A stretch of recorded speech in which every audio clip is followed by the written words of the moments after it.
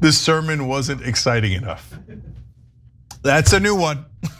Okay.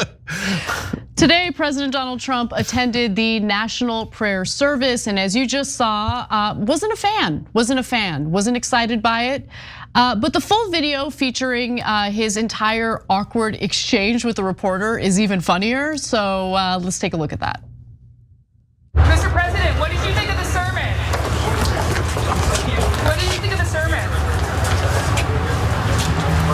What did you think of the What did you think of the sermon? What did you think? Did you like it? Did you find it exciting? Not too exciting, was it? I didn't think it was a good service, no. Thank you very much. Thank you, press. Thank you, press. They can do much better. So he didn't find it exciting. That was the first video I saw related to this story, right? So I was amused by it because yeah, like church service is usually not exciting. Like what did you expect? You wanted like WWE wrestling to be involved? Like make it more entertaining? He wants like a big production? It turns out there's another reason why he wasn't too happy. There is another reason, but he also means that too, right? That's why he normally doesn't go to church, because he's like, why am I sitting here talking about someone that isn't me? And I don't get to talk at all, and they never mention the word Trump. I hate this. That's why he never goes, right? Yeah. But I do have a suggestion for him. Try a black church. There, it's usually more entertaining, right? There's a lot more singing.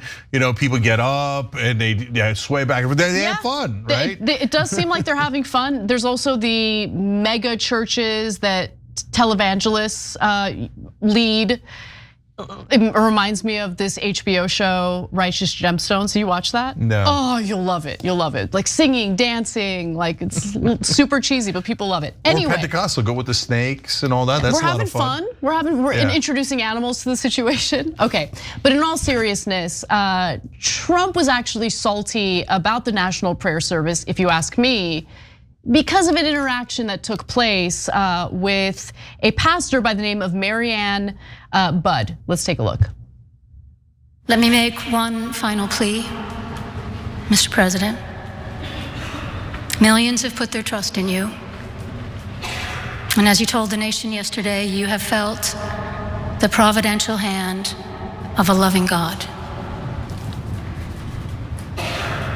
In the name of our God, I ask you to have mercy upon the people in our country who are scared now. There are gay, lesbian, and transgender children in Democratic, Republican, and independent families, some who fear for their lives. And the people who pick our crops and clean our office buildings, who labor in poultry farms and meat packing plants, who wash the dishes after we eat in restaurants and work the night shifts in hospitals, they may not be citizens or have the proper documentation, but the vast majority of immigrants are not criminals. Not too excited about that. Not very exciting. I wasn't praised at all. Instead, LGBTQ people and immigrants were praised. Don't like it, not excited at all. So I love the faces when they realize that she's about to say something they don't agree with. It was very awkward. My favorite was JD Vance. Yeah. Actually, to be more accurate, my favorite was JD Vance's wife, Usha, because JD Vance kept looking over like, well, I can't get you look, and Usha's looking straight forward. Yeah, I noticed that. I don't want to engage. I don't want to make fun of her. I think she's doing something great. Okay, that's my assessment. I'm psychoanalyzing, okay? But yeah, overall super awkward. But by the way, to that preacher, love it because you're challenging them like you're supposed to in a sermon, right? And you're challenging them to do better. And you know that he's not going to love that, but you had the courage to say it anyway. Now, as a person who's an atheist, I will say, it depends on the preacher, isn't it? They can push an anti-gay message. They can push a pro-gay message. Which one is God actually in favor of? No one really knows. It depends on your preacher. So as I mentioned, the pastor's name is Marianne Budd, and apparently Republican Congressman Mike Collins was so upset about that whole sermon that he has now suggested that she should be on the deportation list, even though there's no indication that she's an immigrant at all. Like, I mean, talk about missing the point of the sermon. Look, I would have done a little different. Easy to criticize. I'm certainly not a preacher. I'm not a religious figure in any way, but I would have done the story of how Jesus welcomed the immigrant in. Right, and that's in the Bible, and Trump has of course never heard that, never read the Bible, so it would have been powerful to talk about how Jesus accepted the immigrants. What do you mean he hasn't read the Bible? He sells his own brand of Bibles. I'm sure he read through that assiduously.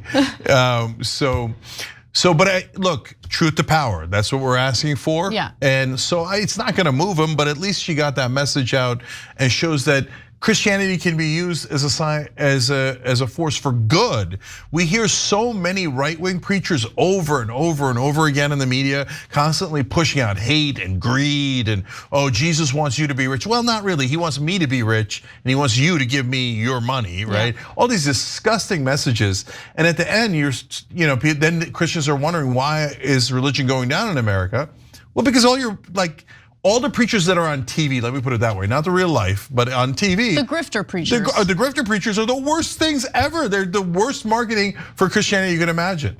And I can get into the other religions and how their leaders have deep problems as well. I'm not trying to pick on Christianity. In fact, I'm saying it as a sign of this is what a good preacher looks like, in my opinion. Yeah, and look, it takes courage to single out the president of the United States like that for as long as she did it too. Look, I don't have a problem with anything she said.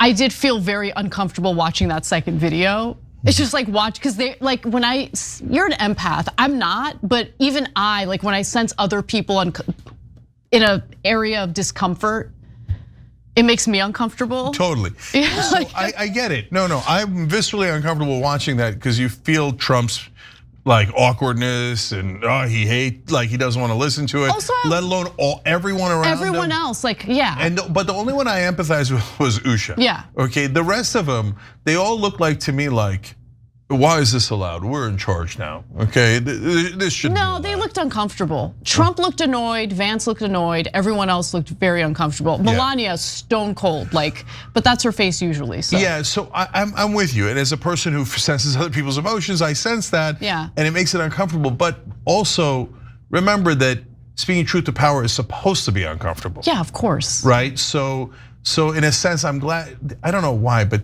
the guy next to Tiffany is the one that he's so uncomfortable. He's is this happening? He's wait, I thought we were in charge. I thought we didn't have to listen to immigrants or LGBTQ people anymore. That's the sense I get from. I'm being unfair to him because I don't know anything about the brother.